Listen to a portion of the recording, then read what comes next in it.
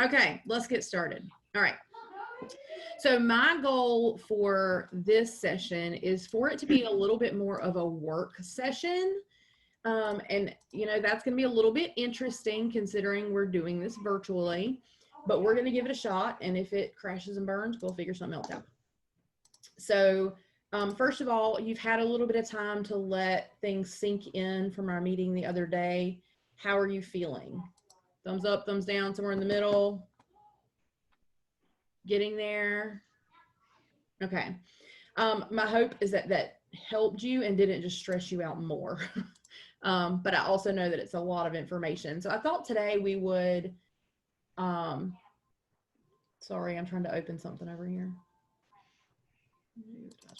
I thought today would actually try to put some of it in practice. So my plan for today is to get you guys thinking about your ladder and what that's going to look like, and then to go over some of the Google resources we have for you, to look at lesson plans if anybody is teaching a class and needs help with that, and then to spend probably at least the last hour on Layout Pro training and how that works. So let me kind of get a feel for where everybody is. Kristen's monitoring the chat, so feel free to chat there, or you can speak out loud. It's totally fine. Did you have a chance to watch the video that we shared out? It's okay if you didn't. I totally get it. Okay. It looks like some of you did at least, so it won't be completely new to you whenever we start talking about Layout Pro. So that's good. All right, so let's start with your ladder. Do you remember what the ladder is? Mm-mm. Okay. The plan for what was, Kim, was that you? Did you say? Yes. I'm sorry. Feeling a little catty today. Go ahead. Yeah. Okay, so the ladder is just a plan for what goes on every page in your yearbook. So I know you might have to turn your camera off to do that. It's totally fine. But if you will, I want you to look at your email from Kim about your book, your budget, and see how many pages you have in your yearbook.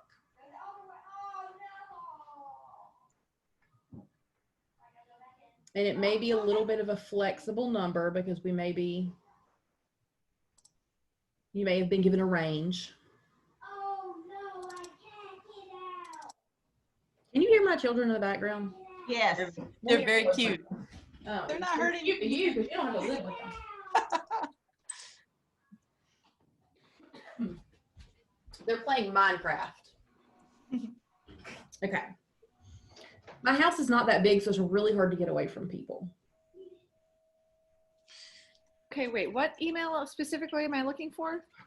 It was an email from Kim Trezona, and it will be your budget for Just asking. Claudia. Haven't got to the S's. Haven't got to the S's. All right, Claudia, do you know how to log into Yearbook Avenue? So she can just plan on what she has right now. Do you know how to log into Yearbook Avenue? I'm in. Okay. Okay. So why don't you go to page ladder and just look at your page ladder and see how many pages you have. You can tell that way. Oh, I'm pretty sure the kid said we have 80. Okay. All right. Everybody else okay? Okay. Oh, Kim, so did you change the number of pages in my, Nope. Okay. I haven't changed anyone's numbers from last year. What I did is just said, here's what this is, I remember I said I'd start with this and then we could go up or down because that way I know the cover will fit.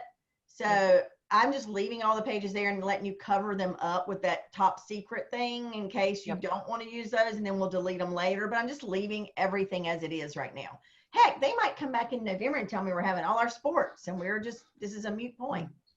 Okay, I'm just pretending. Okay. We have no clue right now, do we? All right, so let's see if I'm showing you what I think. All right, can you see my screen? Mm-hmm. All right. This is a sample ladder that Kim planned, okay? And this particular sample has 304 pages.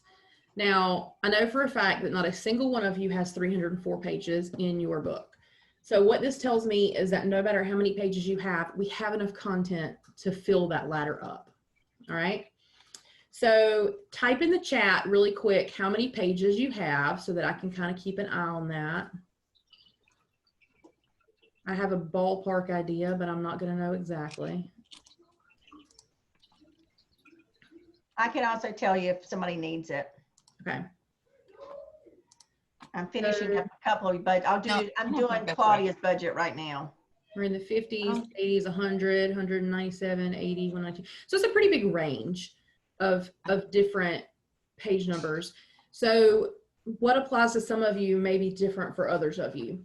So I'm going to walk you a little bit through the direction that Kim went with this one, and then give you guys a few minutes to work on yours and see if you have questions. You can ask me questions. Again, like learning how to do this on the internet instead of in real person is, you know, it's a learning curve for all of us. So if it's not working, just let me know. All right. So in the resources folder, the 2021 resources folder on Google that has been shared with you, there is a blank one of these ladders, and it looks like this. So if you want to find that, Meredith, I know you've already done this. Obviously, you don't need to start over. But that's where we're working. If you make a copy of that, then you can edit it right there on that screen and it'll be fine. Ready to go. So the way Kim laid hers out is she did a title page on page 1, an opening divider that explains the theme on pages 2 and 3. And then she did a divider for the first 9 weeks. And then there is a spread for each week within that 9 weeks, with a couple of specialty spreads thrown in. Then she repeats that for the second 9 weeks. A spread for each of the weeks with a couple of specialty spreads thrown in. Third 9 weeks, repeating the pattern. Fourth 9 weeks, repeating the pattern. And then she gets into the portrait pages. My personal preference this year would be for you to keep the portrait pages towards the end of the book, unless you somehow magically already have a picture day scheduled and you know you're going to have your pictures in really fast. Hi, Erin. So why don't we get started on that? See how things break down for you. If you have a smaller number of pages in your book, or if you're in middle school and you feel like you'll be more comfortable doing monthly coverage instead of weekly, then instead of having a August 17th to 21st spread, you can have a like March spread, right? Okay. You think you're okay to kind of get started on that and then just pop in with questions? Well, what I would tell you is I just tried to source things together that I thought we could write poll questions and coverage from. These are not, I mean, I just did this in a couple of hours one day just to see how it worked. And you don't have to do monthly or weekly coverage. You can just say, I'm going to do this many pages. And Sarah, this is my personal opinion. I would count how many people pages were in their book last year and just block them off. How many ad pages were in their book last year and block them off. And then I might then start at the beginning and see how many pages I have left then of what I'm going to need coverage of. Okay. Does that make sense? Yeah. Because not everybody's going to do monthly or that. They might just do 4 spreads on back to school and 4 spreads on fall and 4 spreads on winter and 4 spreads on spring. So I don't want y'all to get caught up that you have to call it something. I just want you to kind of pick spreads that you think would work for you. So, and then to kind of piggyback off of that, you can call it a month spread or a week spread or a season spread or whatever and not know exactly what you're putting on it yet. So don't feel like you have to say, you know, in this example that Kim did, she did first day pictures, she did Corona update. You don't have to know that yet. We just need to block out how many pages you're going to have to fill, and then we'll discuss what content is going on that exact spread. So if anybody needs to know how many people pages they used last year, put it in the chat and I will, oh, somebody just did that, Danielle, and I'll count them for you real quick from your book from last year.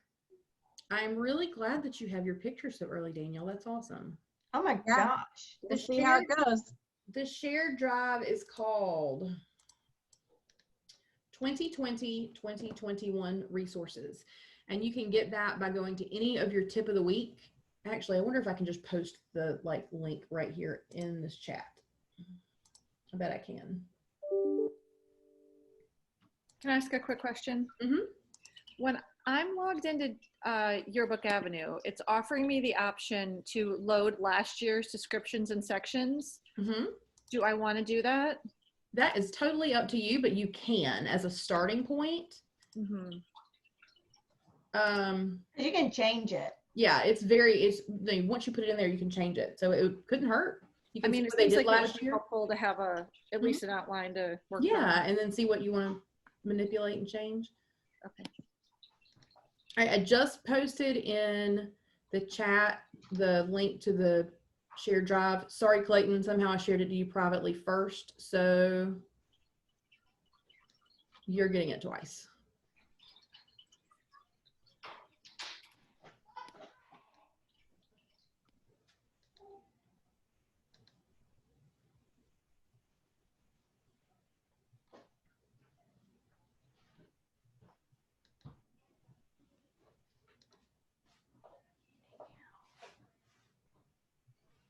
Anybody else need to know how many pages to block out for their portraits?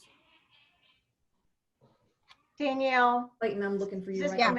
your Mills Park, right? Yes. Okay. Just checking. I had 2 Danielles and I'm like, make sure I'm in the right Danielle today.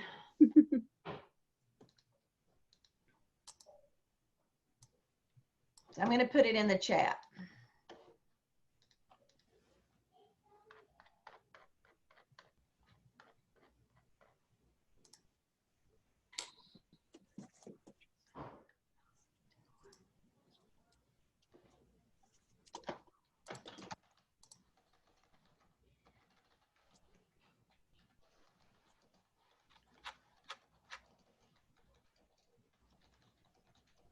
Does anyone else notice that their computers run so much slower now that we have everything pulled up, or is it just me? Oh, I know. 1, 2, 3, 6, 8. That's why I have like 3 different devices here that I'm using, so it spans across all of them. I accidentally left all the good stuff as far as connections at school, and they closed in a half hour, so that's just not going to happen today. So you want to know how many total portrait pages, staff, and all students? You can do it that way, or you can break it down further if you want to. When I post in here for Danielle, you guys will see what I told her. And then I'm counting backwards from the back of the book.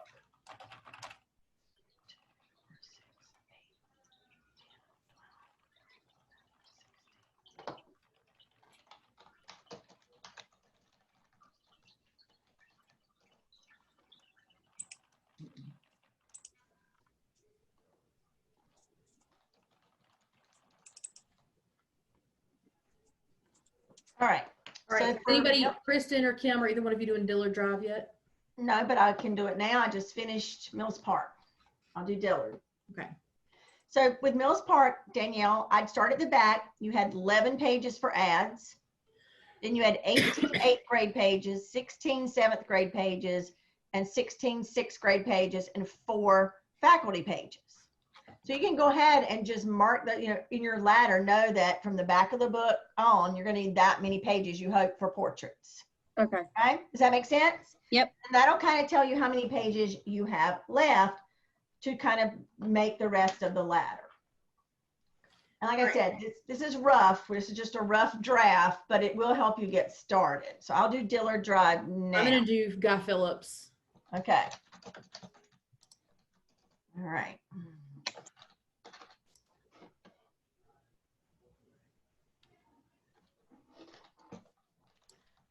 Miss Feldman taught my children. Who did? Dillard Drive principal, Margaret. She taught my children. Lynn's amazing. Isn't she the best person She ever? is the best. I hurt her so much. Oh, she's been to my house for parties. I like to get to know my people. No, she taught, and my husband taught her son. Oh, okay. At Apex High School. Yeah. Yeah, she was just telling us about she used the grading, I think, for science or for math, I think. as an example of how we should all approach this distance learning stuff at the end of last year. Oh, okay. Kids working really hard, boost their grade up a teeny bit to reflect it. Well, she's just the nicest, most amazing person. I think she's made some really good changes at our school. They were needed. Don't you think? What's that? They were needed. They needed to have a little love Oh, and yeah. a little discipline all at the same time. Yeah. All right, Diller Drive, you had 4 Thank faculty you. pages, 10 sixth grade, 10 7th, 10 8, and 5 for ads. Awesome. Thank you. So from the back, that would give you, 10, 20, 30, 39 pages. So from the you just count 15 spreads, basically. No, 20 spreads, excuse me. Meg, I'm looking at last year's book for you, and the 8th grade pictures are pretty giant. I don't have a problem with that, but I'm telling you that because I'm guessing that he needed to fill in space and he just made them bigger. So that's why you have so many more 8th grade pages than you do 6th and 7th grade pages. Well, You the don't have to 6th do grade that. is Yeah. Yeah, you don't probably going to boost up too, because we've gotten, I think, about 40 or 50 more kids this year than we did Wow. last year. All right. School's not closed though. Did we miss anybody? Aaron, you should be good. Clayton, we helped you. Claudia, we helped you. Lexi, Kristen's taking care of you, I think. Do I need to know how many ad pages? Because I don't see any. Oh, let me look. Yeah, you need a number of ad pages. I actually think there'll be a little bit more this year, but let's definitely have that number so we kind of got something to work from. They're quick to find. All right, anybody else need that information? You know why you don't have any? Because you didn't sell any last year. I don't think they sold 8th grade ads. That's the first thing I'd change. Well, Kim, you're my guru. I'll do whatever you tell me to. Well, I'm just saying it's free money. And parents want it. I mean, look at Mills Park. My God, y'all made $4,000 or $5,000 in ad sales. Wow. Yeah. And all we do is email the parents something and say, make an ad, and they pay for it. They make it. You don't do anything. It's amazing. I wish my life ran like that. Aaron, are you still at school? She is. Look at you. Your camera's pretty cool, Erin. You look like you're in a fisheye. Mhm. Yeah, so they finally got cameras because when they bought the teacher laptops, they didn't get teacher laptops with cameras, and our new ones aren't ready yet. So yeah, and yes, I'm still at school and I'm late because school doesn't get out until 4 o'clock. I know you're all jealous. Oh. All right.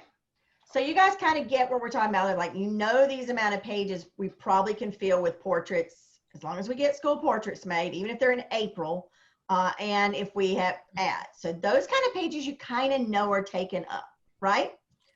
So now you start at the beginning. Title page, opening divider, whatever you choose to do. And However that's you where break you it can, down. Yeah. and literally today, I don't care if you but you might just take that number of pages and say, okay, I've got 20 left. I'm going to do 5 spreads about fall, 5 spreads to take place in the winter, 5 spring ideas or reflections. And then literally on my ladder, when I kind of ran out of ideas, because I was going to make this the biggest ladder, I did a reflection page, and we've been brainstorming. We've got so many good ideas. So this isn't even the list. We've got this fill-in book that you guys are going to love. We're doing another whole ladder. So just kind of see what you're up against. And maybe that makes you feel better, because if we come back with sports, then some of those fall spreads, you might go back and say, or whenever it happens, you might say, okay, now we got football. So it might all be winter and spring, might be some sports you're going to do. You wouldn't put them back in the fall section. You just keep moving forward. But yeah. So if you are doing this in the Google Drive ladder and you want to share your ladder you're working on with us, we can kind of help you with that now or later. It doesn't matter. If you're doing it on Yearbook Avenue, just let us know that, and we can look at that as well. And I think now you'll understand how to work the ladder. Does everybody get that?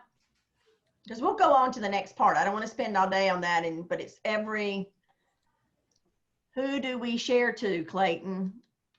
I'm going to say share to Meredith so she has to deal with you instead of me. I'm just kidding. Just kidding. Share it to me. I just put my email in there. I'll I'm do going it. to give all of your emails to each other to share with instead of me. I'm going to give you just a few more minutes to kind of find a stopping point. And if you have any questions, to shout out your questions, and then we will move on to resources available to you. And Because this is a fun thing to do with your staff. I mean, you know, if you have yearbook kids, this is where you go, okay, we got this many spreads and we've got all these ideas. Which ones do you guys find the most interesting and which ones do you want to do? Like, you should have seen us 4 women today trying to think like a 13 to 18-year-old. We're like, what would a kid like here? And we're like, I don't know. What is this? we're actually shockingly pretty good at it, huh? Actually, we were actually very proud of ourselves. Uh-huh. Yeah. All right. So we got some ladders we can look at later. That's good. Yeah, so I'll look over those for you and give you feedback as you get them filled in. Then never hesitate to shoot us emails about that. So, Yeah. All right. And the So- ladder can change. As things change, your ladder changes as you move forward. So if we've done 4 spreads on fall and everything is working well, and then all of a sudden, I don't know, we have another earthquake. God knows, I feel like we're the epicenter of weather right now. We'll stop and cover earthquakes in North Carolina. Okay. Maybe if we plan for crazy, it won't happen. Yeah, that's it. Okay. All right. No wildfires. Yeah. Mm-hmm. Yeah, we could do that. I have friends in Natchitoches, whole families down there. And my good friend Diane, Erin, you know Diane, that babysat my children, who raised my children and taught them manners from Natchitoches, Louisiana.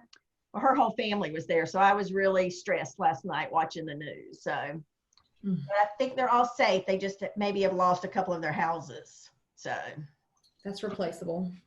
yeah. All right, go ahead. Okay, so this is the resources folder. Hopefully you have seen it. If you have not, you can look at any of the tip of the weeks. There's also a link I posted in the chat in this session, so you can go back up and find that.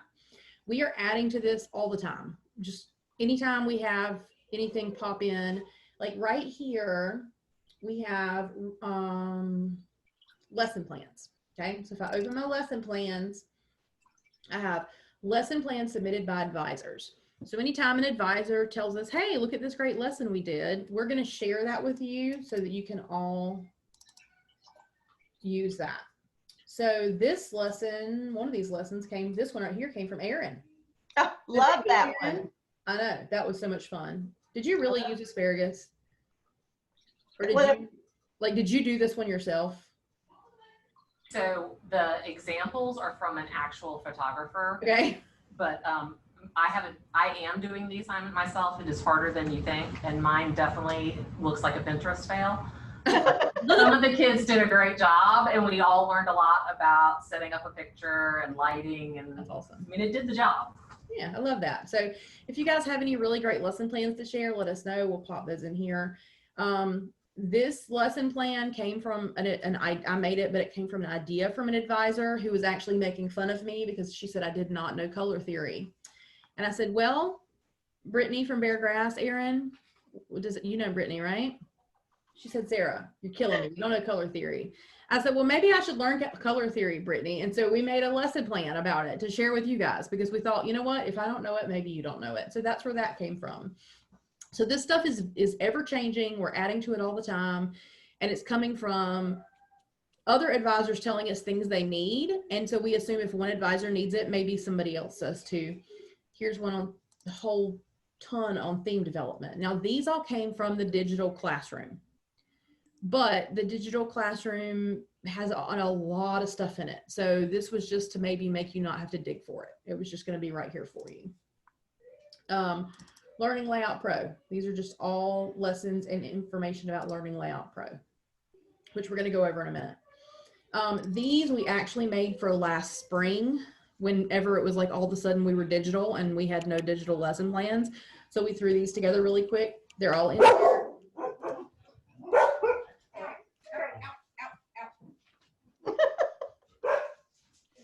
Sarah, I have a folder in my shared stuff with the same title as that, but that's not, when I open it up, that's not the stuff that's in it. Well, what's in it? I have the copy of, I have the weekly coverage thing, and then I have a bunch of like things like to be maybe put on social media or something. Okay, so that was probably like an early version of this. Did you save it as a copy to your drive and your No, old version? Maybe that's what I did. So I need to find it again. So other things that are in here, social media posts, again, if there's something specific that you want a post for and you need help creating it, just let me know. I don't know if you guys use Canva. I'm addicted to it, so I can make you stuff on that really quickly. That's a really fun option. Hey, Sarah, are you open to the idea of my social media manager emailing you when she wants help with something? Yes. Okay. Absolutely. So I wonder what Meredith has access to. I'm thinking she must have an earlier version and she made a copy instead of opening the original, because this has evolved so much. This is we have a school that is gonna crowdsource all their school portraits. It's a smaller school with fewer students, and they're gonna just have parents send in photos of their students instead of using a professional photographer. And so this is something that she wrote up to send to the parents about how to take those pictures, what they should be wearing, where they should be standing. She did a great job with that. So if you find yourself in need of something like that, that's there. Photo bingo, just, you know, an assignment you can give your kids to try to crowdsource some photos. This daily reflection is another teacher requested assignment, and we made this where it's actually like the kids, it's a editable worksheet and slides, which y'all are probably more familiar with than we are, but they can't change anything except for what's read.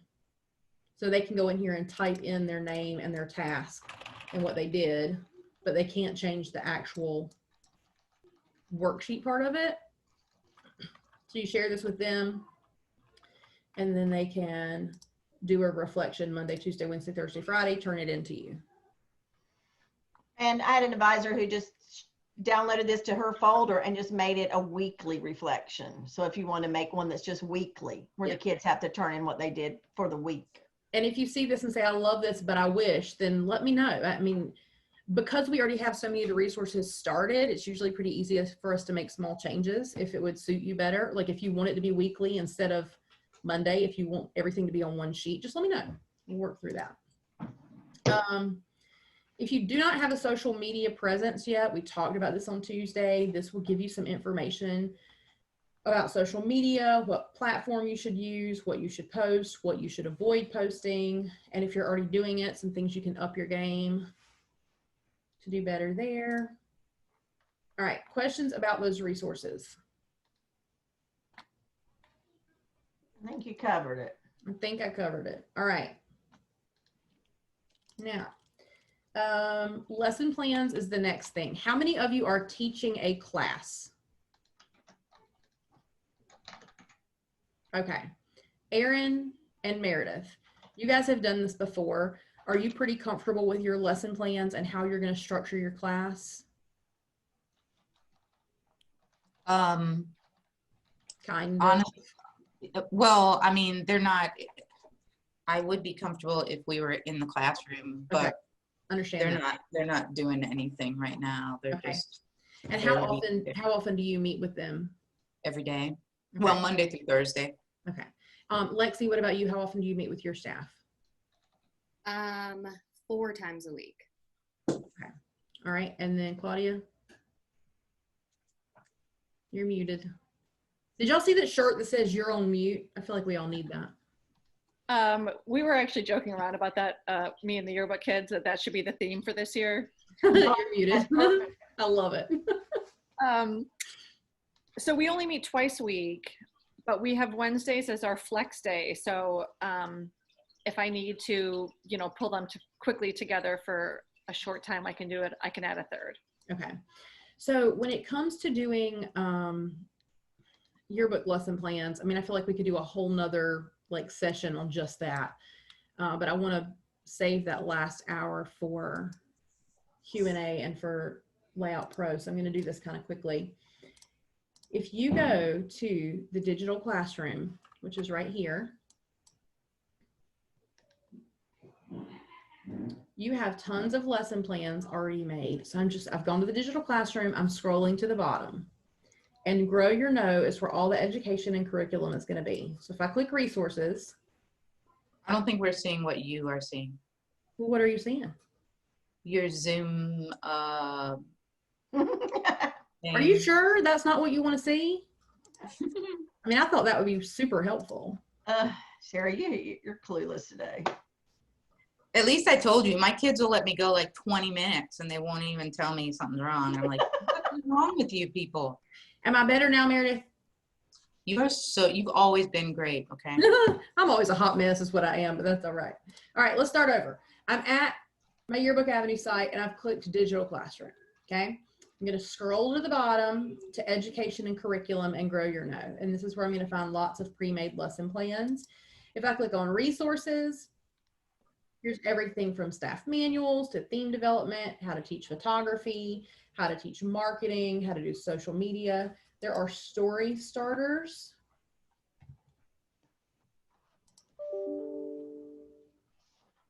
So if your students are not really sure how to begin on a topic, let's say we're going to do first day of school. This is their story starter. Some interview questions that they can use, some poll questions that they can use, some photo possibilities, and some module ideas. So this is just meant to help guide your students through starting their stories.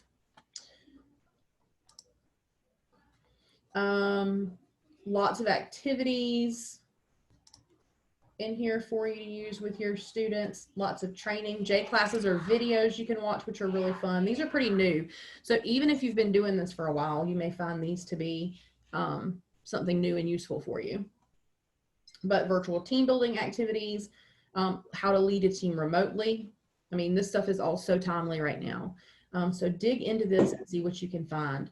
Yearbook terminology, how to handle coverage, interviewing stuff and theme stuff is coming very soon. Photography, design, writing, blah, blah, blah. You can read all of this, but I want you to know where it is because I want you to be able to find it when you have questions. So if we want to teach photography, basic composition, there's a video on it. Then here's some resources about it. So we have, in this presentation, students compare photos and think critically about what makes for a strong photo. You don't have to actually know how to do this. You just have to assign it to them, and then you'll learn it in the process. So I'm going to open one of these so I want you to see what it looks like.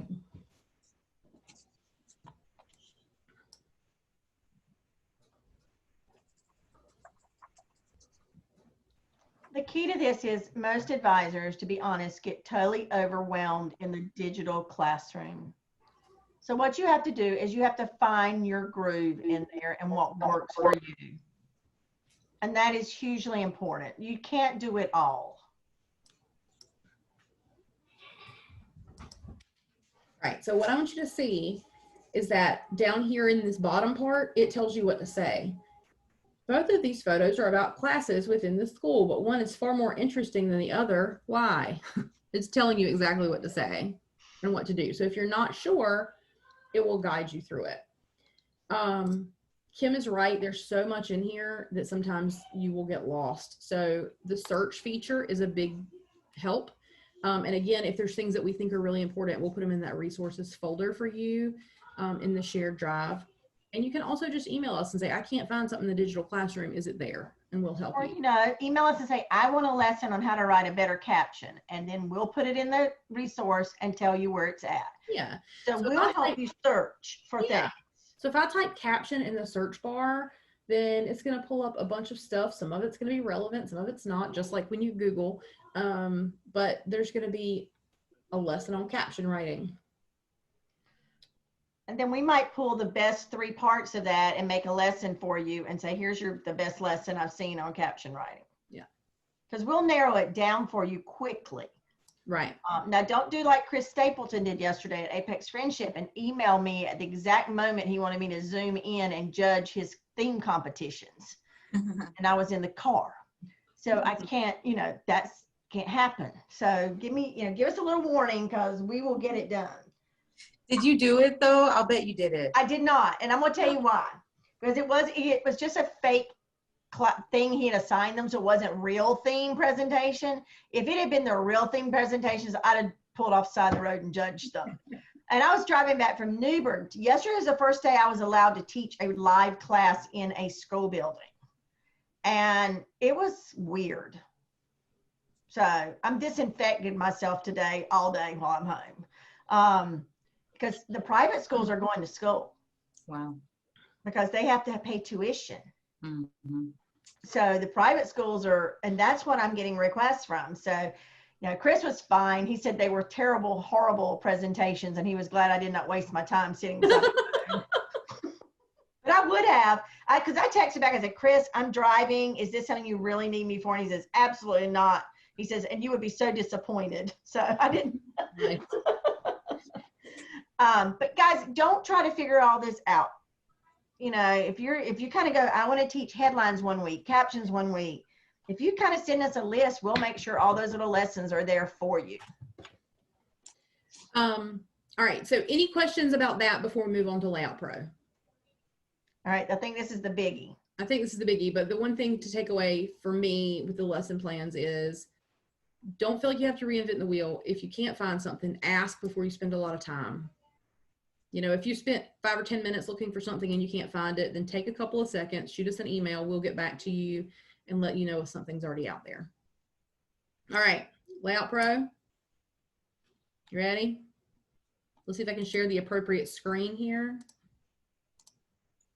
Meredith, am I good? Oh, yeah. All right. I'm not trying to show you Zoom again. All right, so what I would like to do today is not show you the ins and outs of the actual Layout Pro because that video has hopefully already done that for you. If you have not had a chance to watch that, go watch that and it'll do that for you. What I wanted to show you is how you can make a layout when you don't know how to make a layout. All right, you with me so far? So let's talk a little bit about the terminology of the spread itself. One side of this is a page. The other side of this is a page. Together, they make a spread. And where they meet in the middle is the gutter. So when you open a book, that little dip in the middle of the book is the gutter. So what would happen if you put your principal's face right in that middle right there? Probably not a great plan, right? So I want you to be cautious of that gutter. Things can cross it, but you want to make sure you make wise choices with things that cross that gutter. If you have one spread that is intended to have one content idea, like for example, this is designed for 1 week, 1 month, one topic, then letting those 2 pages work together in their design is very smart. Makes them feel cohesive. If you have one spread for one thing and one spread for another thing, you may want to keep them separated to give a little bit of division. This little blue line right here, you see this blue line? How many of you read? Tell me you all read. Please tell me you all read. You know how your book, the words stop at the same spot on every page? Okay, this is that spot. All right, this blue line, this is that spot. This is just letting you know where the typical edge of the page would be. There will still be white extending beyond it, but that way you can have everything stop at the same place on every page. Now, there are times where you want things to bleed off the page. And that's fine, totally cool. This orange line is where the cutter is gonna go. Now, how many of you have ever tried to use a paper cutter and you got everything lined up perfectly and then you got ready to cut it and everything turned sideways, right? Now, our cutters are really good. She said, be right back. I must have coffee. I love it. Our cutters are really good. They're pretty precise, but we can't guarantee anything is gonna be perfect. So that orange line is where they're intending to cut the paper, all right? So anything inside of this blue line, we can guarantee you will be safe. Anything outside of this orange line, we can guarantee you will be gone. Anything in the middle, that's kind of like the iffy zone. It's probably going to be okay, but we can't guarantee it. So a large word or a block of color or a, you know, the side of an image that doesn't have a face in it, that's totally fine if that bleeds off the page. But you don't want to like write class over here and have the C and the L hanging out next to this cut line, because if it gets cut off, then, you know, that ain't so great. Okay. Questions about the basics of the spread. All right. These blue and gray lines do not print. Neither do the orange ones. It will print looking like, hide page margin, hide the grid. It's going to print looking like that without the orange line. Okay. So we put those lines there to help you line things up. You can turn them on and off if they really bother you. But I like keeping it, especially that page margin there, to make sure that I'm not accidentally bleeding something off the side of the page that I didn't mean to. All right. Sarah, Yes. make sure guys, you don't have to draw a white box for your background to cover up the grid lines. We have a lot of schools that like to draw a white box and put it in the background because they think the little grid lines are going to print. Yeah. You don't have to do that. They're not going to print. And if they really get on your nerves, if you hit this little button down here in the corner, you can click it and they'll go away. Yeah. Okay. All right. Good point, Kristen. Thank you. All right. So now what I want you to do is if I said to you, here's a blank page, put a layout on it, then I'm assuming you're going to get like deer in the headlights. Aaron, that's funny. You're going to get deer in the headlights looks like, what? How do I do that? So I want to show you how you can do that. So I'm going to come over here to this tab that says designs. If I go too fast, you tell me. All right.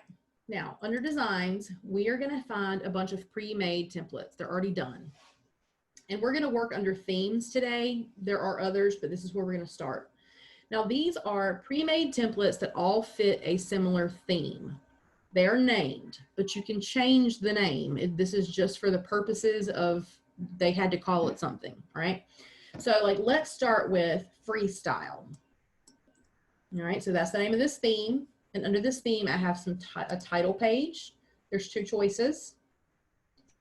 Then there's opening and closing. There's 3 choices. They match. Then there's some student life spreads. See how they all look like they go together? So you can choose any of those. There's some sports spreads if we ever have that again. There's some people pages and they all match. So if I chose to do this visual theme, I can rename the verbal theme. But if I choose to go with that visual theme, they're already done. So then what if I look at sync?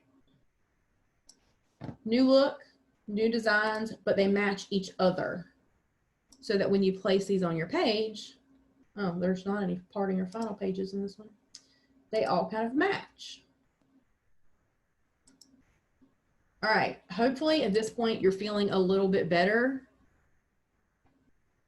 because you don't have to start from scratch. So And here's a top tip. If you like one of those, consider using fonts that they are using for that theme so that you don't have to change every font on every page every time you pull a new page over. Great idea. Meredith used the I used freestyle last year and it was beautiful in their book. I think that worked really well. So here's another one. All right, so we're going to just start with this one just for fun, okay? So I'm going to take this layout and this is what I'm going to start with, okay? So I'm going to click, drag, and drop. And it's going to prompt me to say, do you want to retain existing content in the new template? It doesn't matter. There is no content on this template. But should there be content on this template, then you can decide if you want to keep it or not. What's up? You want to say hey to everybody? All right, then you have to go back in the other room. Okay, look, trying to work from home is a nightmare, you guys. Are you experiencing the same thing? All right, so I've got my layout on my page. Now there's some things about this I love and there's some things about this I hate.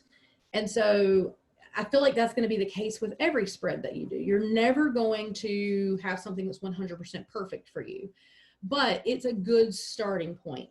All right, so tell me something about this spread that you like. Distinct mods. They're very distinct mods. And that's going to be very important if we're going to do this module design and weekly coverage and all that.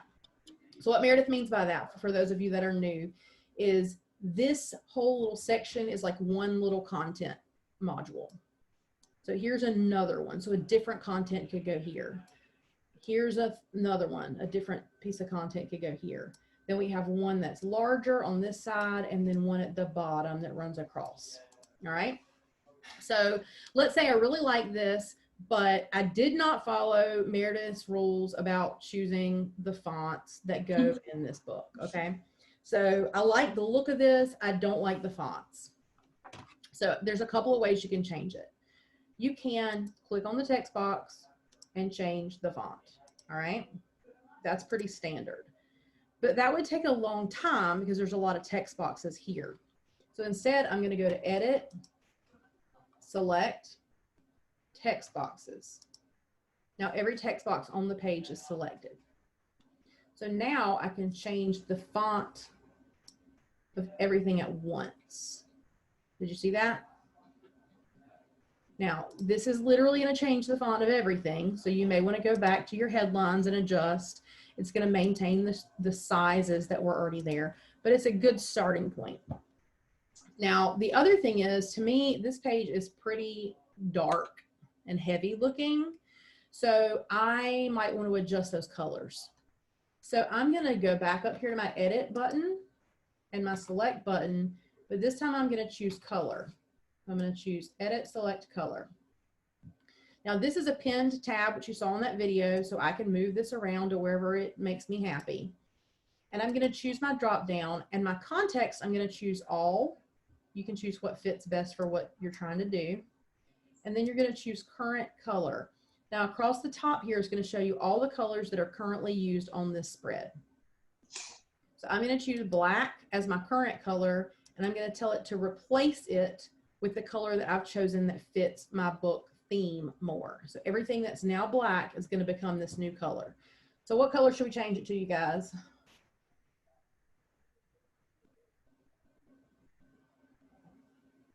Green. Green it is. Change. It's all done in one click. Now let's say we see that and think, oh God, what did I do? It's still editable. You can still go back in here, choose green, and then come over here and choose your new color, and you can change it again. You can also change them individually. Let's say I'm just going to change this up here to gray to give it a little more balance. I can also just delete it if I don't like it. As a matter of fact, I could just delete this whole bottom thing if I don't like it. You don't have to keep any one thing. Just because you like a small part of it doesn't mean you can't replace the parts that you do not like. So I'm going to save this, and then I'm going to move on to a different spread, and I'm going to look for something to put at the bottom. I didn't like what was there before. So I'm going to see if I can't find something else. Let's see. Let's look at this one. Okay, I kind of like this a little bit better. This top part's kind of speaking to me. So I'm going to delete everything else.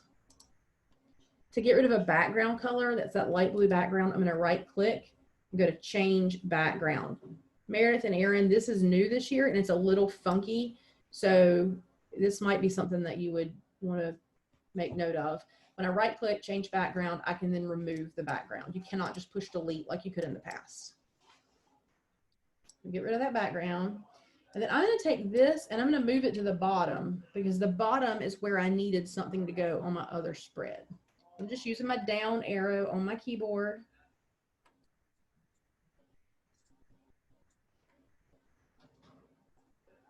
You can also click and drag, but this is easier. All right, so now I have it where I want it. So I'm going to select it, and then I'm going to do Edit, Copy. Copy and paste will move from one page to the next page, but only if you don't ever leave Layout Pro. If you go back out to the original page ladder and try to choose a page that way, you're going to lose your copy. So stay in Layout Pro in order for this to work. So now I'm popping back over here to where I was, and I'm going to do Edit, paste. You can also do Control C and Control V. So now I've replaced the bottom with something I like better. I can do the same things with the colors. I can do the same thing with the text. But you can kind of piecemeal together something that you like. All right, what do you think? Is this helpful to you? Okay. It seems easy enough. It does seem easy enough. So I think what I would like to do now is maybe have you guys play on Layout Pro for a couple of minutes. And as you encounter any questions, yes, Erin, hold on and I'll answer that in just a second. As you encounter any questions, either pop them in the chat or just speak out loud, because if you're encountering a problem, chances are other people are as well. And I think maybe we can help you with that. So I'm going to give you maybe 5 minutes to play on Layout Pro, and then we'll move on to the next portion. All right. Erin, it is done in picas and points. It is not done in inches, but there is a conversion for that. And I got to look up what it is because I don't remember it off the top of my head. Like 6 points. There's 6 picas in an inch, and there's 12 points in a pica. So if you have one, you know, a 12-point font, that's basically a pica. Yeah. I guess what I'm wondering is what the grid on the page. So in Yearbook Avenue, you could tell where the inches were, and maybe it's just my vision, but I'm having a harder time seeing. Okay, so if you zoom in, do you see how there's like some are a little darker than others, Erin? They're in 6s right here. Yeah. There's a 2 one here I don't understand. All right, and I hesitate to even say this out loud because I don't want to confuse anybody and I don't want to make promises that I can't keep. But Kim, I swear I heard somebody say somewhere along the line that there's going to be a feature where you can actually manually enter different grids that are laid out to what you want. Do you remember hearing that? Like we used to do when we Erin probably remembers this, like when we used to do like 12 grids across by 12 grids down, and we used to do it that way. Yeah, I feel like there is like a way to populate guides at a spacing that you want them to be at, but I'm not sure they have that feature turned on yet. Okay, so I can't also not see the difference in the grid. Like when I look at the grid, all of the grid lines look exactly the same. Okay. Is that just because I have really bad vision? I think so. Okay. I really do. I mean, either that or just your computer. And it is very faint, Erin. It's not a hugely distinguishable. It's kind of like a 0.5 versus a 1 point line. Like I'm zoomed in at 600% and can't tell. I honestly can see it better when I'm not zoomed in as much. Okay. And it's almost like, let me see if I can show you on my screen. Like there's one here that's a little darker and there's one here that's a little darker.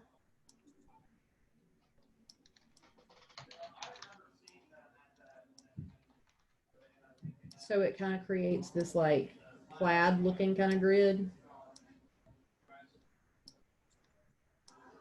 But it is very faint.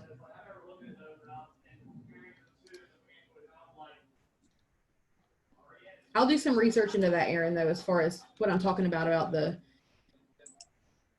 what's my word, Kim? Manipulatable? Grid that was your new word. That's my new word, manipulatable. I was trying to do a video last night at like 11 o'clock at night, and I kept calling it manipulatable instead of manipulatable. So what's the difference between the themes that we're just looking at, pulling over pages, and then down toward the bottom, the page surfer that also has a bunch of pages you can pull over? The page surfer, they operate the same way, but they are not grouped in themes. So they're just kind of random one-off layouts as opposed to having a set of layouts that all match. Here's what she's talking about, you guys. If I scroll down, there's page surfer, and I can see candid pages, and I can see club pages. So these are all clubs, but there's not like a matching title page and people page and student life page to go with it, Meredith. Some of those are really nice because they don't have like massive amounts of text on them. I agree. I agree with that. And so you could definitely use that as a starting point, and then say, you know, these are clubs and organizations. Let's look at like student life and academics. So if you find one of these that you like and you can drag and drop,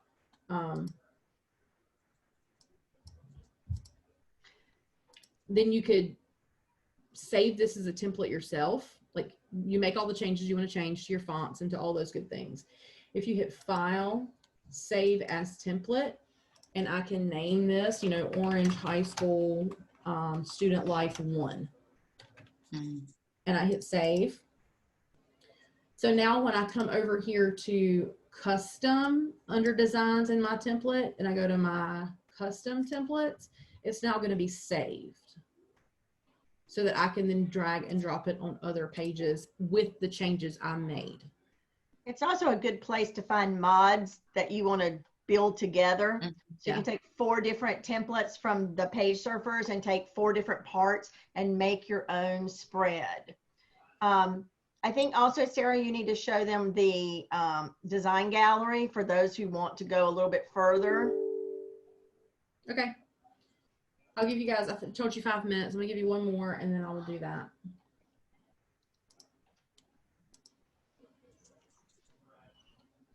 And I think it's really important that if you are freaked out about designing this book, and some of you are going to love it, you're never going to give up your book, because you're going to be just like Erin Bradley and me and Sarah and other advisors who just fell in love with design and yearbooks. You're going to want to design and you're going to have fun doing it. Some of you are going to be like, God, please design my pages this year and let me just drop in the information. And that's okay. We'll do that. Sarah and I laugh at ourselves trying to come up with different designs for different schools based on their themes. We've gotten pretty good at it. Yeah, populate some layouts pretty quick. Yep. I actually kind of like doing it. So if you want me to do it, I don't mind. But we don't want to just take over that. If you want to have the opportunity to do it, or if you have a class and you want your class to learn how to do it. So grease pencils. Nice. I have, oh. You still have some? All right. I just have a quick question. Yeah, please. Sorry, Sarah. So like I was trying to move some things on the screen. And so I had to change some of the font sizes. When I have, I guess, other items on my screen that I need to shift up in the page, what's the easiest way to do that so they're all still nicely tight and aligned? It's funny that you asked that, because there's not a good way. There is a good way. I'm bad at it. I'm bad at it in this new program because it's a little bit different than what I'm used to. So I tried to make it, this is the video I was trying to make last night. You'll see it at some point, I'm sure, but it's me being a hot mess trying to do that very thing. If you select them all, you can group them. If you go to the top right corner, let me show you. Why am I telling you like I can't show you? Well, it seems like it's really close to Cricut that I was trying to get them all to be grouped, but yeah. I just wasn't functioning well. So if I pop this on and I want to move like these 4, so I'm going to select like all of this together, then this button right here will group them. You see that? But will that group the, okay, so yours works better than mine did. Okay. Maybe it was just user error. I don't think it's user error. I think this is one of those little quirks that I've already emailed tech support about. Sometimes once you group them, it's difficult to see. I can't move that. Like it's acting up, right? So you got to click it just right for it to move. I find it works best. Just hover until you get this little 4 arrow thing. If you have a pointer, it's not going to work. You got to have a 4 arrow. And sometimes you have to look for that spot where that 4 arrow is. It tends to show up most on photos. And that's something that should be being fixed soon, because I've already complained to tech support about it. Or if you have your arrow, just go back over it again. Yeah. Make that purple thing, you know what I'm talking about, Sarah? Yeah. Then it'll group, you know, you'll have it. It's just kind of. It's a little tricky, I think, right now. I do. And I just think it's a new program and there's just kinks, but. And then you use your up and down arrow keys if you want to move stuff just a few points. All your directional keys on your keyboard. So once it's selected, so you can just use your arrow keys on your keyboard to move it. See, and it keeps moving the whole page. Maybe it's just the one I picked. I'm just gonna go with that. So Meg, do you want to share your screen? Can you do that? Oh And God. what you're doing? You don't have Sure. to. I No, promise. no, it's fine. I just don't want to. This is a little different than what I normally. If it makes you feel Oh. better, I'll share the video I made with you last night of me being a hot mess. Kim laughed and laughed at me when she saw it. Yes. Okay, now it's making me do other things like security and privacy. Mm. I will. It's okay. Oh, I have to leave Zoom in order to do that.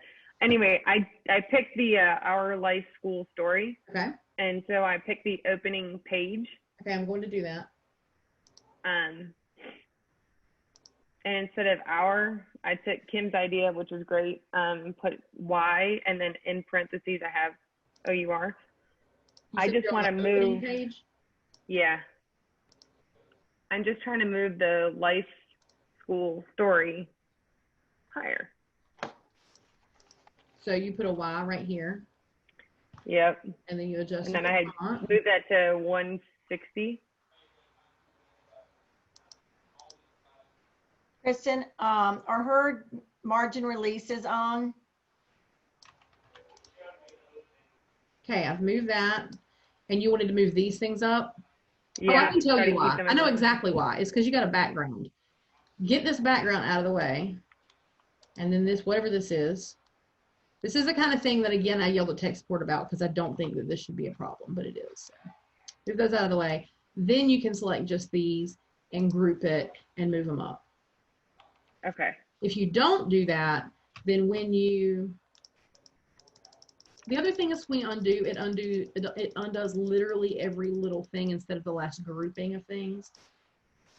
You know what I mean, Kim? Have you seen that? No. Mm. I missed that. Oh, So now if I try to select all of these things, I'm also picking up this background. Do you see that?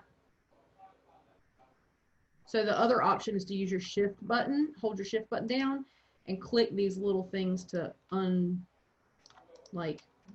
group them or ungather them. Okay.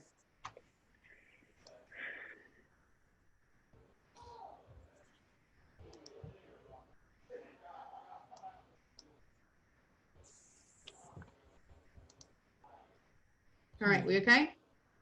All right, I'm going to show you the design gallery, but first I'm going to go tell my family to be quiet. Hold on.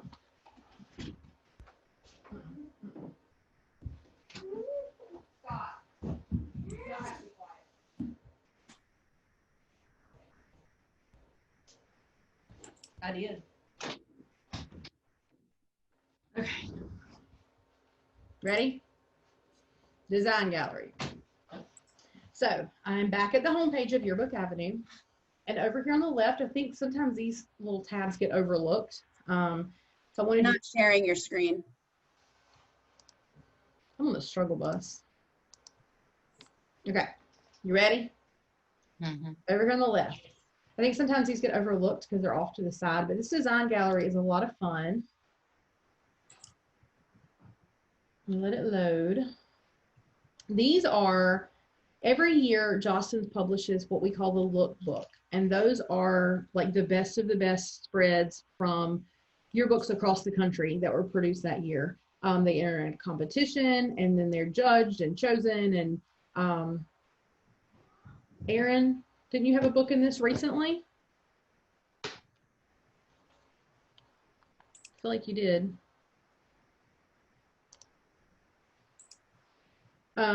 It's not going to get clear. I think it's just the internet. a couple of years ago, Aaron Cedar Ridge's book was featured as one of the main books. Opia book, right? Yes. Uh-huh. So these are those spreads, all right? So I can spin through these and look for spreads that catch my eye that I like. So if I see one that I like, these templates can be used in your book. You just hit add to my templates, and that template will now populate in your custom templates where we were a while ago. and you can use these templates in your book. Now remember how we mix and matched templates and used parts that we liked and got rid of parts we didn't? You can do that with these as well. Now there are so many of these because look at all of these different galleries. So, you know, we can go to a dozen different galleries that have dozens of pages in each gallery. Each gallery was a different year of the lookbook.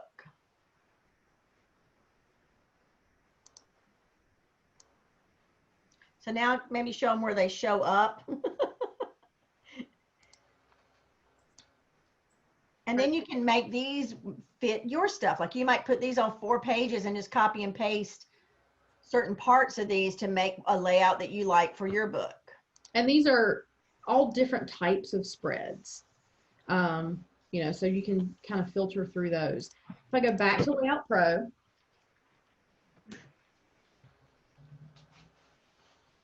and let's go to a page.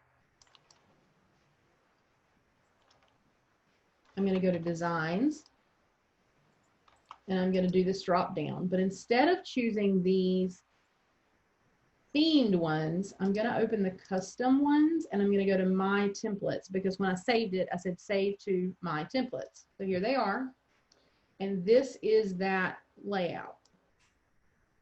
So I click and drag and drop, and there it is, ready to be filled in. Sometimes I think that design gallery helps because instead of looking at a bunch of empty boxes, you're looking at real photos. Sarah? Yep. Clayton has a great question. He wants to know, can students do that as an assignment, given to pick your 10 favorite templates and save? Yep. I think, yes. I know that they can do that, but I think a great way to do that is to save it as their name and save it as number 1, number 2, number 3, number 4, that kind of thing, so they can keep it straight under their name. Kristen, I agree with you, but these are going to pre-populate as gallery whatever. So they would then want to come in here and click edit. Yes, and they'll have to save it. And then, right. So now I'm now editing this template. And so I can change this to something else, like the right color, the right font that matches your book theme. And then maybe you could have them save the headline as their name. Okay. Yes. Because so just some way to help Clayton so he knows that's their 10. Right. So now that's saved as a new template. So if I now go to the next spread, and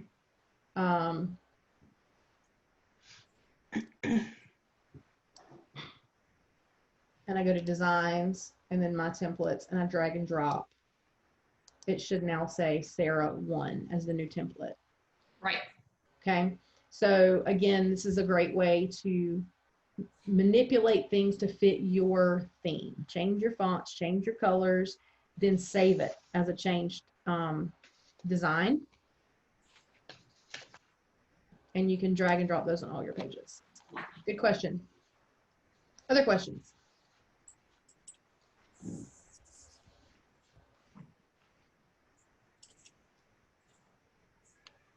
Sarah, once I get a really good template design, can I use that template over and over? And is there an easy way to manipulate it to look different? Yep, there is. All right, so I'm gonna go to a new page. And I'm gonna go to my designs and I'm gonna pull the same design on here. Now, while it's good for pages, you see how I've got the same layout on like 3 spreads here? So it's great for pages to look cohesive, but you don't want it to get boring. So let's look at some ways you can change this quick and easy. If I go to Arrange, Mirror horizontally, it will flip this page to the opposite side. So now when you look over here in your pages, we have them, this one's mirrored from the other one. You can also go to Arrange, Mirror, and mirror it vertically.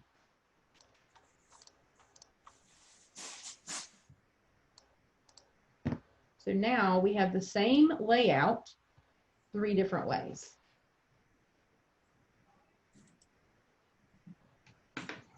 And then you can rotate them on each of your spreads. You know, so like one page, the next one, and then you rotate again so that every time the headline and the dominant module maybe are in a different spot. Right. So if I copy and paste this one here, and then I arrange mirror horizontally, I now have 4 different layouts. I have the pink bar at the bottom with the headline on the left. I have the pink bar at the top with the headline on the left. I have the pink bar on the bottom with the headline on the right. And I have the pink bar at the top with the headline on the right. You see that?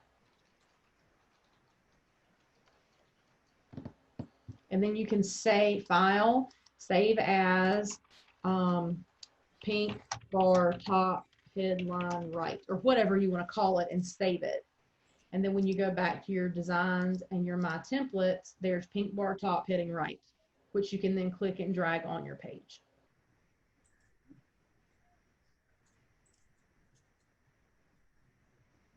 Good question, Kim. Other questions? I feel like there's so much we can show you, but I'm scared to overwhelm you. How are we feeling right now? Give us a little feedback here. I think it's a good idea if you find 3 or 4 layouts you really like, get your fonts to be what you really like, and your colors. And then from there, we can help you build, you know, because if we kind of know the style you're interested in, if that kind of matches your theme, or you can throw your hands up in the air. Woo! And you can say, here's my theme, design my book. And we will help you. And then you can change anything you don't want. Or as I tell kids, I'll help you design your spread. And when you change it, it's yours. Don't ask me to do it again. I like when I do something and the kid goes, I don't like it. And they change it. And then they come back and go, I liked yours better. There is a history button. Don't worry. We could really pull the one I designed back on. So when it comes to your students and what you're going to give them, middle school that have students, you can go ahead and, well, high school could do this too in theory, right? But you can go ahead and have your layouts done for the, am I sharing my screen? Nope. You can go ahead and have your layouts done for the entire book. I did the layouts for this book, and she has been populating pictures like a crazy woman. She's doing a great job popping pictures in. But do you see how every layout is done for the whole book, all the way through the whole book? And if you look at this, this and this are mirror images with reversed coloring. Do you see that? So I have headline on the right in blue, headline on the left in red, headline in the left on blue, headline in the right on red. So there's no need to just completely recreate everything, because just take what you've got that's good and use it. And so all she's doing is popping pictures in.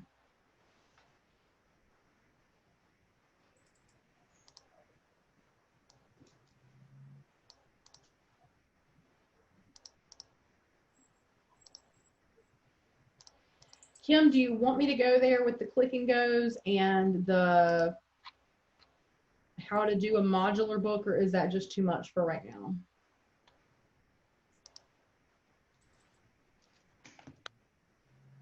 I'm sorry, I was listening to the pharmacy give me reprimands for not renewing my prescription. I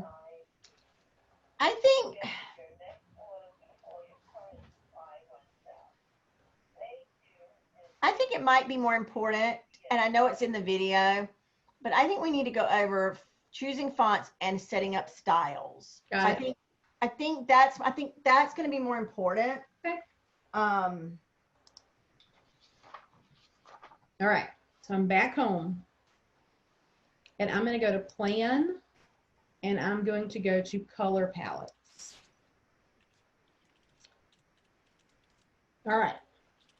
In about 3 or 4 days, you should be getting hopefully a shipment of your printed colors, which will help you make your choices for colors. But all of these are going to be turned on. They're all active if you see this to begin with. If you want to leave them all turned on, have at it. But if you want to minimize the color choices that your students have so that you don't have 10 different reds in your book, you can do that. So what you would do is just deactivate any that you don't want them to see, and they will not see them. They won't even know they're there. You can also deactivate them color by color. Like maybe I just really hate blue, so I go through and turn off all the blues for some reason. You can do that one by one. So only the colors that you have activated are going to show up for the students to use. If you would like to design a custom color palette, you can do that here with this add a custom, create custom color palette. You can name it. BT Bullock is the name of the school. And here's my custom color palette. Currently has no photo or no colors. So we're going to add colors. Here's all our colors. And I can pick the orange and the blue that I want that are their school colors, and close. And so now when the students go in to choose their blue and their orange, if they choose the ones from the BT Bullet color palette, we know they're the true school colors. I would strongly encourage you, don't turn off grayscale, because that's where you get black and white. Okay. The colors do not turn on and off automatically. This can take an hour or two for them to set. So if you come in and create a custom color palette, or if you turn colors on and off, and then you go directly to Layout Pro and you notice that they're not active yet, just give it a few minutes. It takes a little bit of time. Down here it says may take up to an hour. So, you know, I don't really know why. I just know that's what happens. Questions about colors? All right. If we go to plan and we go to fonts, it's kind of the reverse. With colors, everything's turned on. With fonts, nothing's turned on except for Foundation Sans and Foundation Roman. I can't tell you how many people have designed a book and said, I wish we had more than 2 fonts. Well, you do. You have tons of fonts. You just have to turn them on. You know, we don't want the kids writing a ransom letter. We want them writing a yearbook, right? So they don't have to use every single font that there is. Unless that's your thing, and then go for it. But all these fonts can be activated or inactivated. When you click on the font, it will give you a preview in a multitude of sizes. Some of these fonts are point accurate and some are not, especially the scripts, so you may want to play with that some. You can also search for specific types of fonts, a script, a serif, a sans serif. Do you know the difference between a serif and a sans serif font? Yep, Danielle, what you got? I just learned this.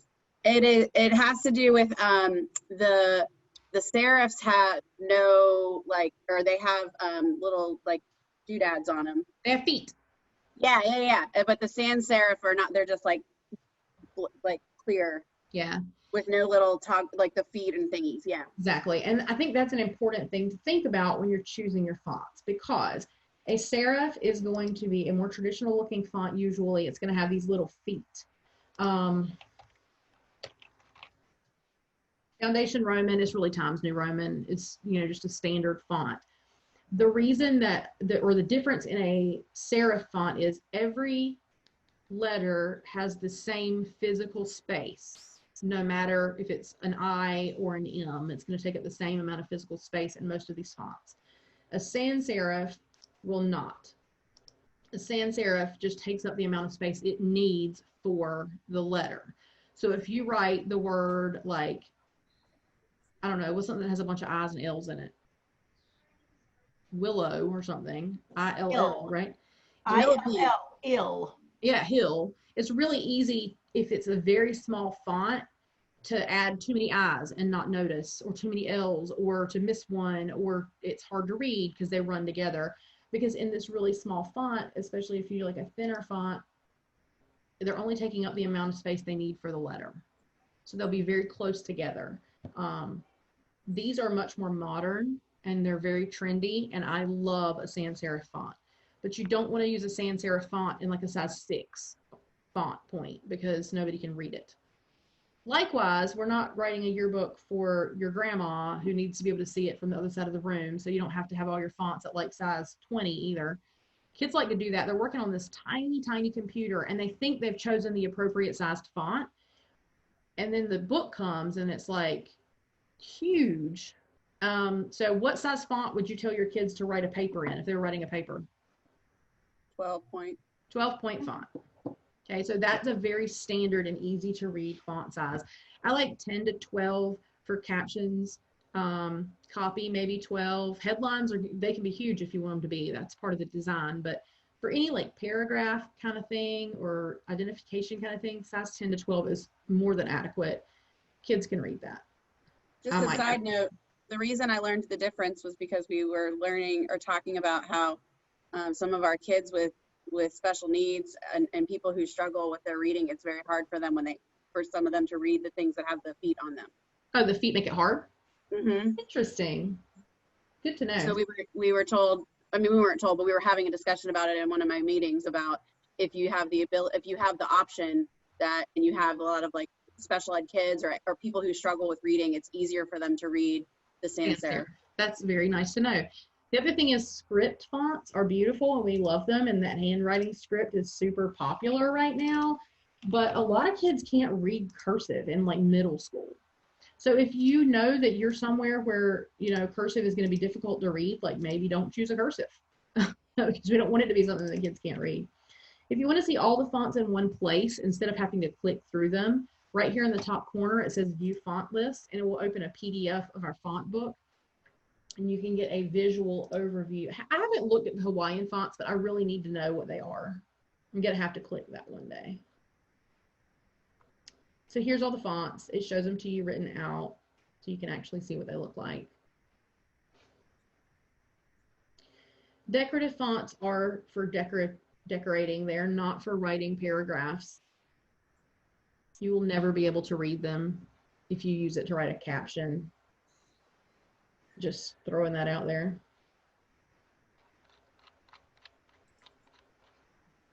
Questions about fonts?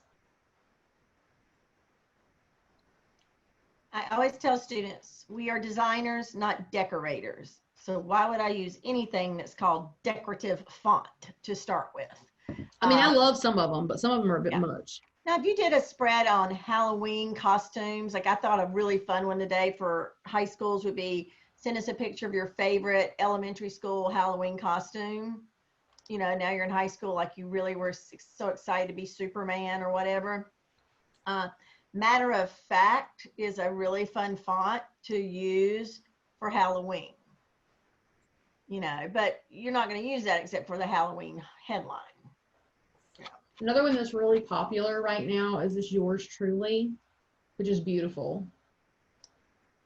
But again, for a headline, not for copy.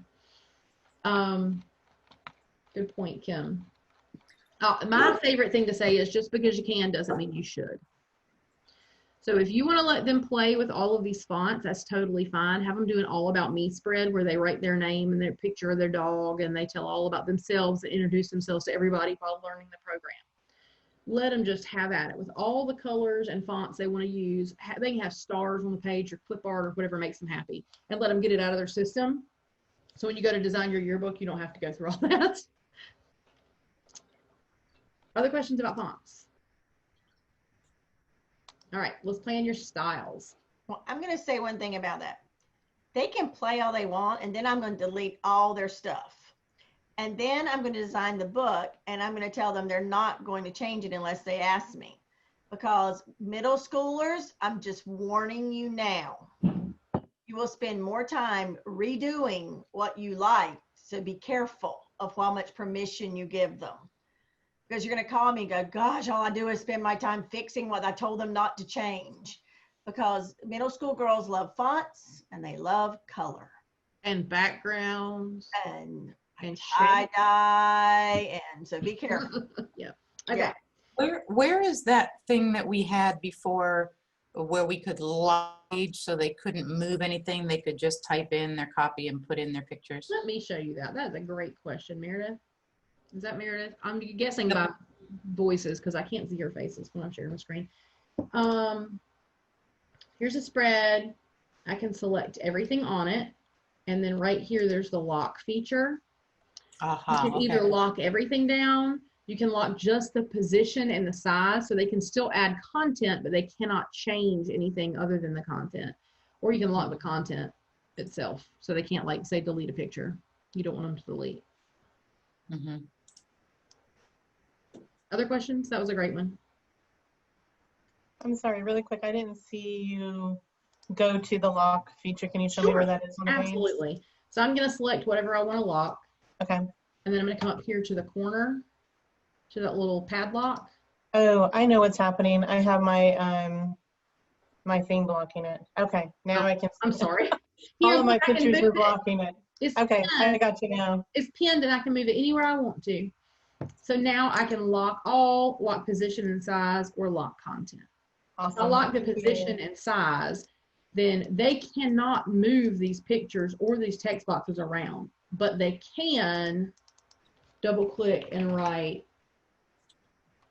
something in it. Perfect. But they can't move it. They can't screw up what you did. Oh, do you know what I learned this summer that I never knew before? Probably everybody else already knows it, but I learned the magic of Control A. I did not know that before.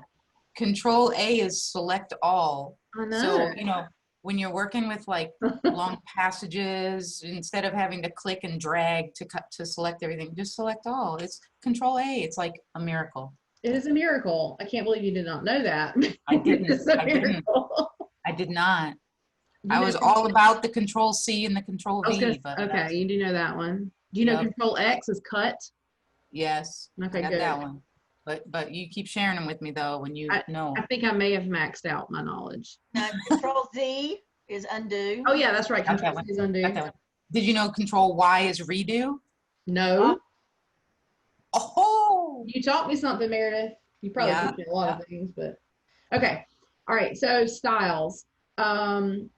If you are returning, styles is something that has always been there, but it's being used in a new way that I think is a lot more practical.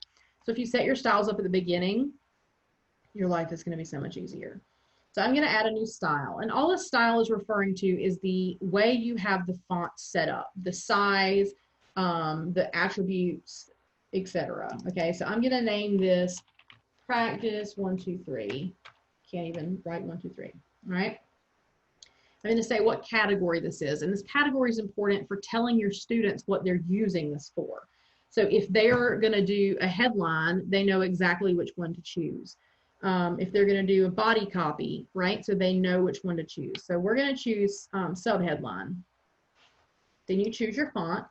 The only fonts available are the fonts that we have activated when we chose our fonts. So I'm going to choose Foundation Sans Black. You choose your font size. So this is a sub headline, so it doesn't need to be as big as my headline, but it doesn't want to be teeny tiny either. So let's make it like 18. Then do I want it to be bold, bold italics? Different fonts will give you different options here. And save. All right, so now I have 3 different headline fonts here apparently, and 1 sub headline font. Hey, Sarah. Mm-hmm.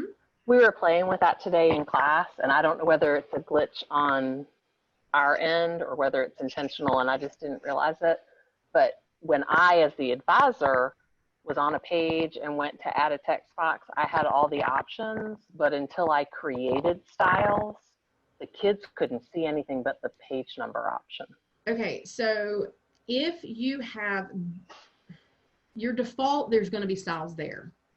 But once you go in and delete fonts, you've now deleted the font needed to create that style.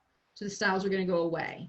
Gotcha. Thank you. So until you add them back in. So yes, by default, there will be some there, but if you start playing with those fonts, that's probably why. Okay, great. Thank you. Yes, you're welcome.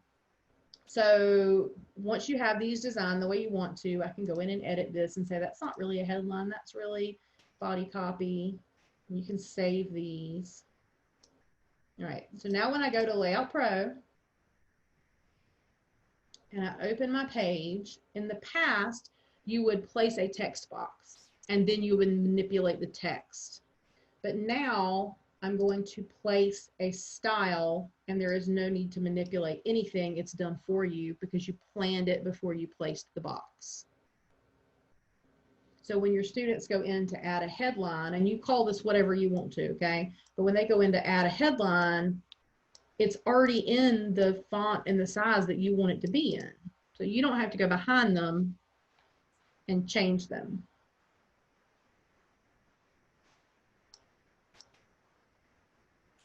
Make sense? Can you, in that column there where it says styles, like when you created it, you gave it like a title, like whether it was a heading or whatever. Is there a way to sort them there? So like if people are doing it, you can say like they would know which ones of those were the ones you wanted to be headlines. I don't think so. I think what I would do though is just name this headline. Yeah, that's what I was thinking. Okay. Yeah. And you could be more specific and say like sports headline. All main headline, or yeah, okay. Be just as specific as you can be when you name them. And remember that even if they pull it over, you can still go in and manipulate it because some of the headlines might not fit in that font. You might have to make it a little bit smaller. So really the categorization of it doesn't even matter. Well, and the people who have done Yearbook for a while know that the worst thing is when you're editing pages and the kids have not followed any of your instructions about what font to use for all captions and what fonts to use for a subhead, and they've just free-wheeled it. You spend so much time having to change it all back. So this really does help. And even if they do it wrong, you can, Sarah, can you right-click on it and choose style, or do you? No, and I know, and that's one thing that I feel like I need to learn to ask tech support about is how you can apply a style to font, the text that's already there. I think you could. That's why We could last year, couldn't we? I think. Oh, yeah. Here it is. Here it is. Here it is. Look. Okay, good. I knew that was there. I'd seen it earlier. Okay. So you would just come in and pick under that little tab. So if they did Notice it wrong, it's not changing my font. So if I've already typed in,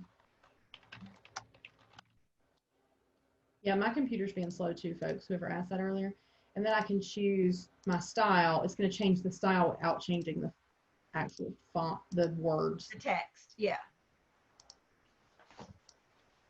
Can you set the page number text like you can the other styles? I want to teach you about that page number text for sure. Yes, you can change it. So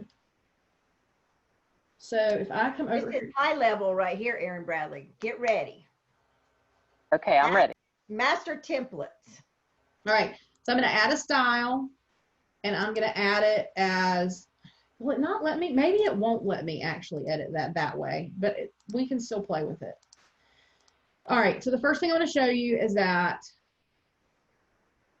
if I take this style and I type in my page number, this is page 2, all right, and I put it on this page, and then I copy it and I put it on this page, what do I now have to do? Change this to 3. Can you see the disaster in the making? Okay, so we're not going to do that. We're going to place a page number. All right, once I've placed that page number, I can then select my style, right? And then I'm going to duplicate this just like I did before. When I move this over to this page, watch what happens. It's smart. Yes, but how about if I don't want the kids to ever have access to the page numbers? I'm going to show you that too, but I want you to make sure you know to always use a page number for a page number, and don't use a text box for a page number, or you will work yourself to death and make lots of mistakes. All right, Kim wants me to show you master templates, so let me show you that. Because then you're going to move your pages and you're not going to remember to change your page number. Like this year, I had a kid return a book because he said there was 2 pages missing in his book. It was a girl. Well, when we started looking at it, then we gave her another book because we didn't have time. It was during distribution. But when we looked it up, we realized that the staff had just named 2 pages in a row the same number. So there wasn't a page missing. They just were both named like 196, 197. So well, one year, remember this year we had the school that hand typed their numbers, and about halfway through the book they got off by 1, so their entire index whole book was off. The index was off. Everything was for off. half the book, and it was a big high school book. Yeah, it was Apex High. I felt so bad for Emily. It was her first year. It happens. All right, so let's look at pages. And look, here's all the pages in my yearbook, some that we've already designed beautifully. See this little drop down arrow right here that says yearbook? So that tells me that we're looking at the pages in our yearbook. But if I choose that drop down arrow, I knew you were going to go the wrong place. You could have stopped me. I think it's under designs this year. Okay, thanks. Well, if you don't choose yearbook, choose designs. Is it really? No, it's not. It's under art. It's under layer. Oh, it is. It's under layer. They moved it. That's it. It's under layer. I knew it was in a new place. God, it's 5:45. All right. I'm tired. All right. Shouldn't move this thing on old people. Like, I shouldn't have to get new passwords. Go ahead. It's a struggle.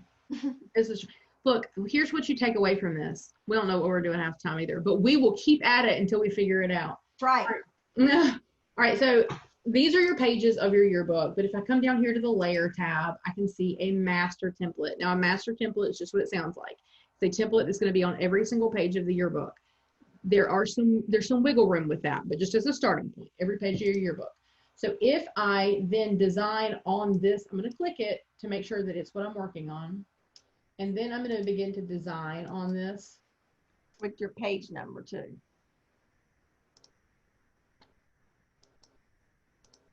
So they can see it.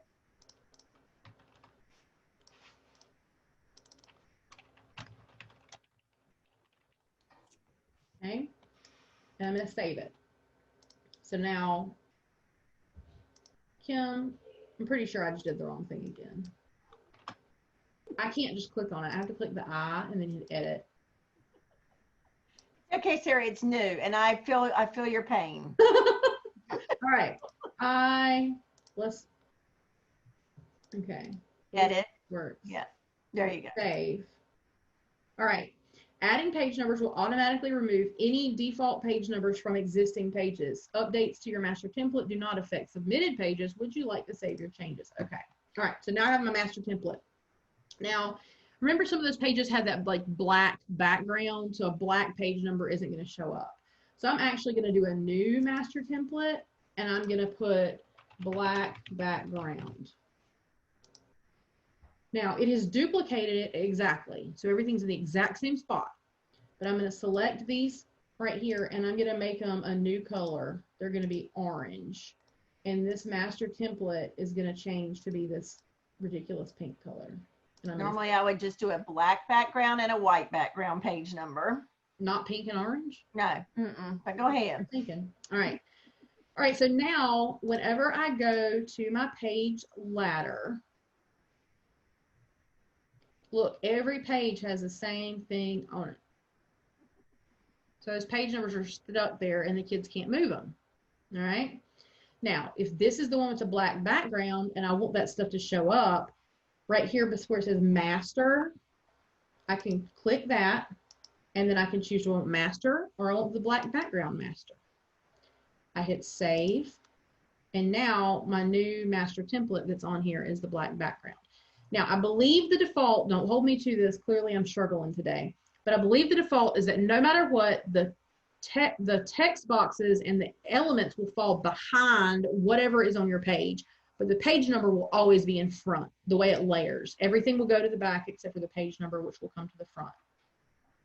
So this is where like a big high school, like it doesn't, but you could do like your folio, it says sports and the page number, it should say, I don't know, student life and the page number, or it could say so you first see 9 how weeks. Master template, I cannot move that. I cannot change it. It's because it's not on the spread. It's on the master. And it's going to fall behind everything. But the page number is going to fall in front of everything no matter what. I cannot change that because it's on the master template. you really, really want to use the master templates for your page numbers, because that way the kids don't accidentally delete them and they always are in the same spot. See, there's my orange page numbers on this black background. And if you need us to set those up, I am an expert. Clearly I am not, but I will still do it for you. Sarah's an expert now. She just hadn't done it on the new program. Actually, I think I had, which is the really sad part. Okay. Right. So that is master template. All right, we're to the last 10 minutes. So let's do a quick Q&A. What do you have questions about? What do you need help with? Where do your stressors lie? Let us hear from you. Big thank you to those of you who were able to join us tonight and on Tuesday night. If you have any questions, if you can pop those in the comments below, we will monitor those and make sure we get back to you. And also, always feel free to email us, Kim, Sarah, or Kristen, and we will be more than happy to help. So thanks again. Bye.